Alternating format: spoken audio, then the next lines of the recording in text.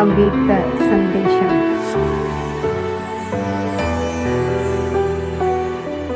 ബാബയുടെ അടുത്ത് വചനത്തിൽ ഭോഗമായി എത്തിച്ചേർന്നു.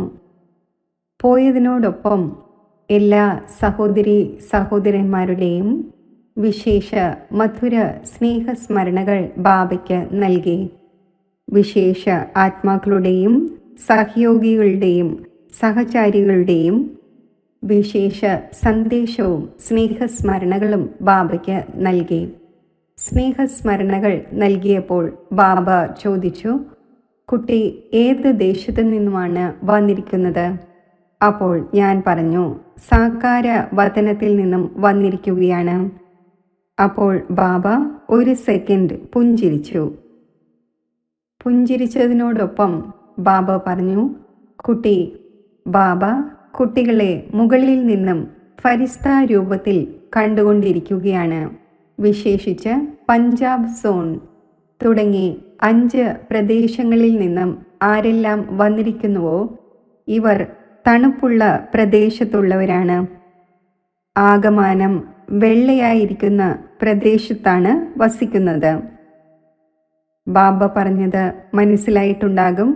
ബാബ പറഞ്ഞതിൻ്റെ അർത്ഥം മഞ്ഞ് എന്നാണ്. ബാബ പറഞ്ഞു, ബാബ എല്ലാ കുട്ടികളെയും ഫരിസ്ത രൂപത്തിൽ നോക്കുകയാണ്. അതിലും വിശേഷിച്ച് ജനുവരി മാസം വിശേഷിച്ച് കുട്ടികളെ സംബന്ധിച്ച് അവ്യക്ത മാസമാണ്.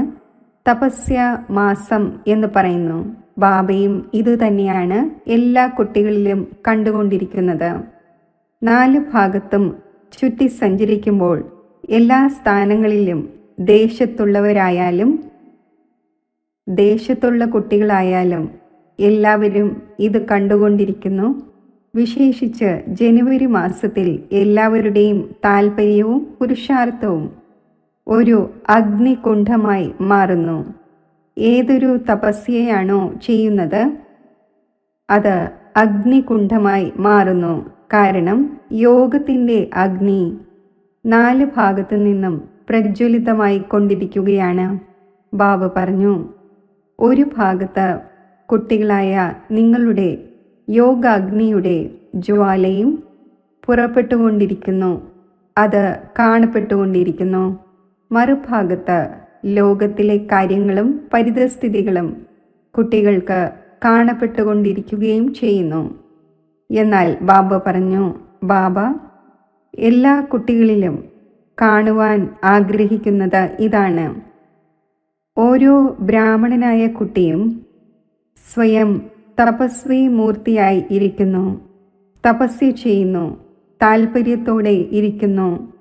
അത്രത്തോളം അവർ അവരവരുടെ സ്ഥാനത്ത്, അത് സെന്ററായാലും ലൗകിക പരിവാരമായാലും ഗീതാ പാഠശാലയായാലും എല്ലായിടത്തും ബാബ ചുറ്റി സഞ്ചരിക്കുമ്പോൾ കാണുന്നത് ഇതാണ്. കുട്ടികളിൽ ഇത്രയും തേജസ്വിയായ ഒരു യോഗത്തിൻ്റെ ജ്വാല പുറപ്പെടുന്നു, അത് കാണപ്പെടുന്നു. ബാബ പറഞ്ഞു, 2025 പുതിയ വർഷം ആരംഭിച്ചു. കുട്ടികളായ നിങ്ങൾക്കും ലോകത്തുള്ളവർക്കും. ബാബ പറഞ്ഞു, ലോകത്തിൻ്റെ കണക്കനുസരിച്ച് പുതിയ വർഷമാണ്. എന്നാൽ കുട്ടികളെ സംബന്ധിച്ച് പുതിയ ലോകം വരാൻ പോകുന്നു. എന്നാൽ യോഗാഗ്നിയുടെ ഏതൊരു ജ്വാലയാണോ വന്നുകൊണ്ടിരിക്കുന്നത് അത് ഇടയ്ക്കിടയ്ക്ക് തണുത്തു പോവുകയും ചെയ്യുന്നു. ജ്വാല തണുത്തു പോകുമ്പോൾ, അതായത് കുറഞ്ഞു പോകുമ്പോൾ, അതിലേക്ക് വായു ഊതി അഗ്നിയെ വർദ്ധിപ്പിക്കുന്നു. ബാബ ഇപ്രകാരം പറഞ്ഞുകൊണ്ട് പുഞ്ചിരിച്ചു. ബാബ പറഞ്ഞു, കുട്ടി, ബാബ വിശേഷിച്ച് ദൂരദേശിയായി ഇത് കാണുകയാണ്. ഈ അഗ്നി രൂപപ്പെട്ടുകൊണ്ടിരിക്കുന്നത് ലോകത്തിലും പിടിച്ചിരിക്കുകയാണ്. ഇത് ചിലപ്പോൾ വർദ്ധിക്കുന്നു, ചിലപ്പോൾ കുറഞ്ഞു പോകുന്നു, ചിലപ്പോൾ അണയുന്നു. എന്നാൽ അഡ്വാൻസ് പാർട്ടിയിൽ പോകുന്ന എൻ്റെ കുട്ടികൾ എന്തു ചെയ്യുന്നവരാണ്? ഞാൻ പറഞ്ഞു, ബാബ, ആ രഹസ്യം അങ്ങ് തന്നെ പറഞ്ഞു തരണം. ബാബ പറഞ്ഞു, അഡ്വാൻസ് പാർട്ടിയിലേക്ക് പോയ എൻ്റെ കുട്ടികൾ അവരും ഈ ഒരു ആശ വച്ച് ഇരിക്കുകയാണ്. ഒരു ചെറിയൊരു സ്ഫുരണം, അതായത് തീപ്പൊരിയെ വലിയ രൂപമായ ജ്വാലാമുഖിയാക്കി മാറ്റുന്നതിന് വേണ്ടി അവരും തയ്യാറായി ഇരിക്കുകയാണ്. ബാക്കി തയ്യാറെടുപ്പ് ആരുടെ ഭാഗത്തുള്ളതാണ്? ബാബ പറഞ്ഞു, ഇപ്പോൾ ഏതു കുട്ടികളാണോ ഇരിക്കുന്നത് അവരും തങ്ങളുടെ ഫുൾ ഫോഴ്സിലുള്ള തയ്യാറെടുപ്പിലാണ്.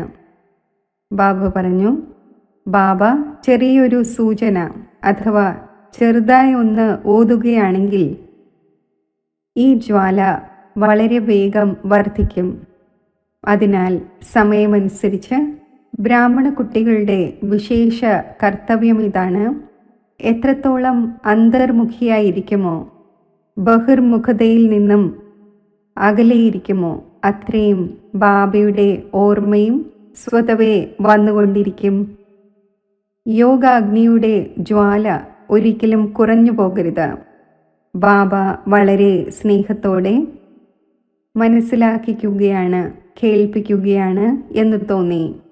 പിന്നെ ബാബയുടെ മുന്നിൽ ഭോഗ് വച്ചിട്ടുണ്ടായിരുന്നു.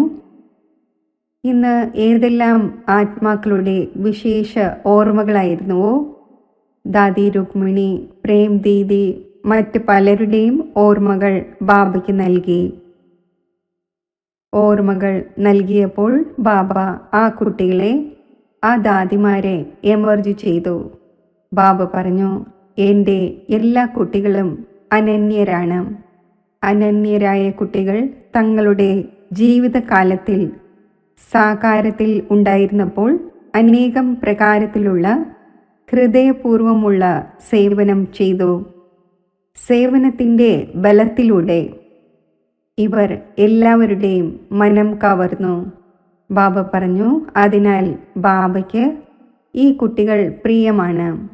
എല്ലാ ബ്രാഹ്മണ കുട്ടികൾക്കും പ്രിയരാണ്. ഇപ്രകാരം പറഞ്ഞ ശേഷം ബാബ വിശേഷിച്ച് പഞ്ചാബ് സോണിലുള്ള എല്ലാ സഹോദരി സഹോദരന്മാർക്കും വളരെയധികം സ്നേഹം നിറഞ്ഞ ഹൃദയത്തിൽ നിന്നുള്ള സ്നേഹസ്മരണകൾ നൽകി. എല്ലാവർക്കുമുള്ള സ്നേഹസ്മരണകൾ സ്വീകരിച്ചുകൊണ്ട് താഴെ എത്തിച്ചേർന്നു. ഓം ശാന്തി.